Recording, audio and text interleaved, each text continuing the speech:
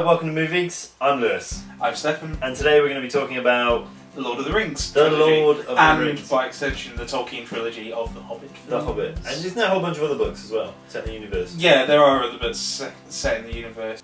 An expansive sort of story. I think you need to answer the question that all the fans have been asking ever since Lord of the Rings first released in cinema.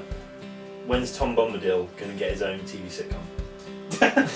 But, you know, they make a very good reason why Tom Bombadil doesn't feature in the film. I'm totally with that. And everyone kicked off. I remember there was a huge outcry of, like, why isn't Tom Bombadil? He's a real fan favourite character, but he has no completely right that he's not. He has no real relevance to the overall plot, does he? No, and when they explain it, they talk about how what they're doing in that film, in the first one where Bombadil would appear, is they're building the ring is this evil, malevolent presence. Yeah, yeah. And Bombadil takes all that away because he can wear it with absolute alacrity. It doesn't bother him at all. He just wears it. It doesn't. I don't think it even turns him invisible. Yeah. You know, he's just like this weird sort of spirit of the forest that things don't affect. And it's great in the book, but it slows the plot down massively at that point where you just want to get them to Rivendell and get this fellowship going. What happens if Rivendell... What if someone smokes in Rivendell? How do you mean? The whole place is made out of wood.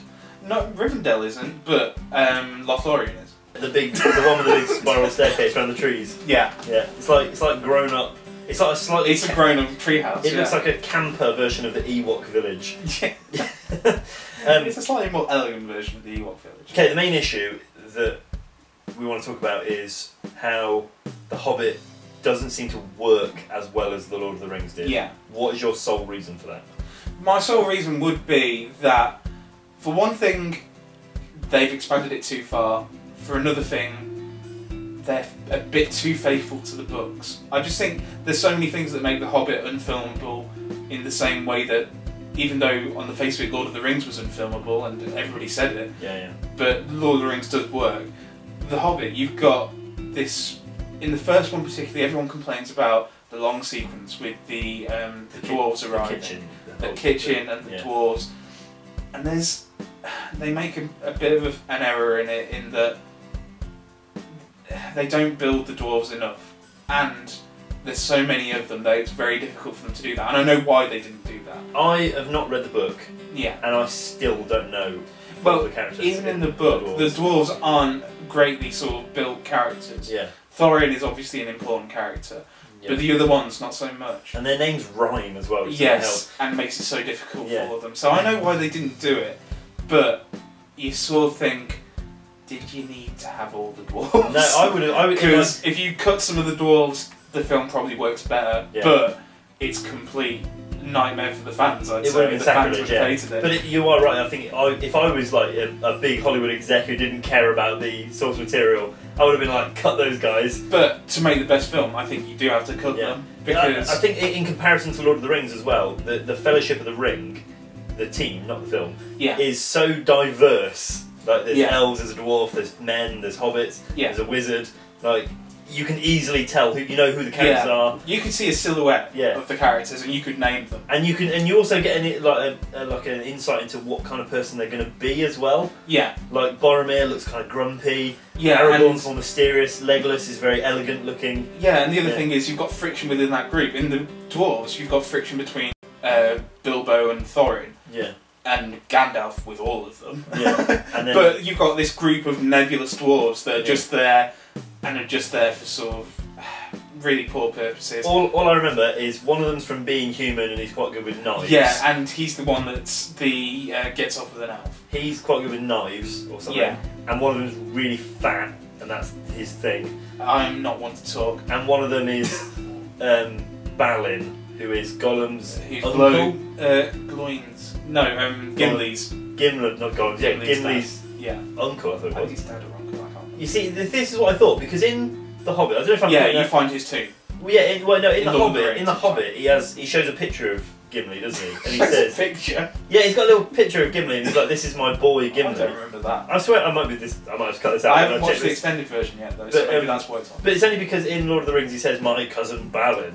Yes, will give us a royal welcome. Yeah, his cousin. So that's okay. So that's a bit different. Yeah, but in the Hobbit, that's where he says he's nephew. I think his dad is in The Hobbit. I don't know. I think. I don't know. Maybe anyway, I'm focusing we're getting right into the wrong area. Anyway, what I find that is different, and this is speaking from a person who's never read any of the books. Any of them? No, I've looked at them. Okay. And I've had a pretty good look at them. Okay. But one thing that strikes me is vastly different between The Lord of the Rings and The Hobbit, and it's kind of an old horse bringing this up. An old horse? That's not fair. It's kind of an old issue bringing this up. Is not the Eagles. Don't care about the Eagles. I'm fine with that. I love the Eagles. Yeah. Hotel California, it's great. Love them. Everyone kicks off about the Eagles at the end of Return of the King. I really like New Kid in Town as well. I'm not doing this. Okay. by saying, why didn't they just ride the Eagles there? Yeah. It's the journey. Just get over it. It's about the journey. You can pick so many holes apart in every film. We've got to have suspension of disbelief somewhere. That Cinema Sins account does it. In my mind, they make a business out of it. Wrongly. But anyway, the main difference between Lord of the Rings and The Hobbit for me is the Hobbit is way more focused on non-practical effects, especially when it comes to the orcs. I think the main orc bad guy, the white-looking dude. Yes. I can't remember. Personally, I think he looks terrible. I think he looks really bad, especially when he's on screen with real actors. Well, it's that pallid skin, isn't it? Yeah. He's always going to look bad. It just looks really naff. And you compare it to the main orcs in Lord of the Rings, they're all being physical, and they're all prosthetics, and it looks amazing. It looks great because it is real. It looks real. I mean, the only things that weren't real in Lord of the Rings were things like big crowd scene, the big elephants as well. Yeah. Oh yeah. Yeah. But I'm fine with that. They're big and ridiculous. But small, life-size characters, especially when you've done it before. Yeah, and done it so well with things like Gollum and everything else, where you did get CG characters right. Yeah, Gollum only works because of his big eyes, doesn't he? Because we've seen CG characters in Tron Legacy. Yeah, where if it's humanised, his eyes are dead, aren't they? Yeah. But with Gollum, because he's got big cartoony eyes, it works. Yeah, I think also it really works in that. I think the performance is great. Side note, just saying that I think the thing in Tron actually kind of works in its favour by accident. Because he's a program, right? He's totally unintentional. Yeah. I think they tried to make him as real as possible. It didn't work. He just looks dead. It doesn't work in Polar Express. No, I hate that movie. Yeah, because they're dead behind the eyes. I don't even remember what it's about. Anyway, as I was saying with Lord of the Rings, I think that's why I said before the Fellowship was my favourite, because you have this diverse team.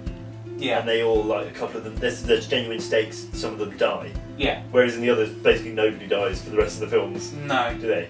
Well, I'm not wanting to spoil the final one. In The Lord of the Rings is what I'm talking about. In The Lord of the Rings. After the first, we have most of the deaths in the first one. Yeah. Boromir and Gandalf. Yeah.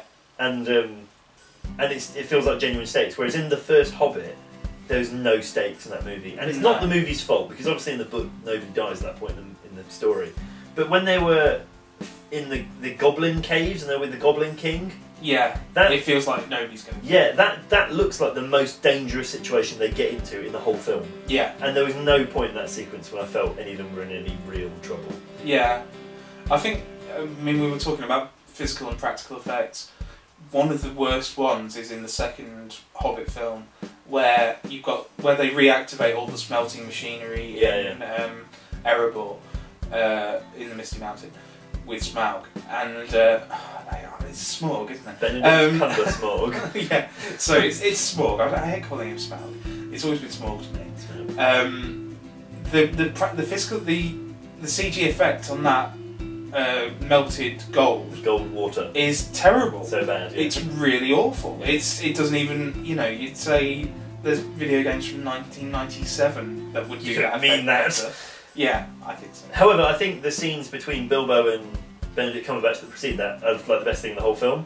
Their banter is very, very good. I think that room looks amazing. Yeah, and the effect on Smaug. It feels genuinely big, that room. I think what anyone that looks back on these Hobbit films would say is when it's focusing on Bilbo, it's a really strong film. And you could probably, I think it's sort of a bit fatuous to say you could make one film and it'd work. But if you're solely focusing on Bilbo, you probably could. It'd be a very long one film, but I think you could make a one film of that. And if it was, I think that when the makers of Lord of the Rings were talking about the process of editing that and refining it to focus on Frodo's journey and everything that's working towards that, I think if they were honest with themselves, they'd say they haven't done that with The Hobbit. They haven't done everything to focus it just on Bilbo's journey. Totally right, because they've had to expand it out to be these 2 films and bring in things from the appendices and what Gandalf's doing when he just goes off. Yeah.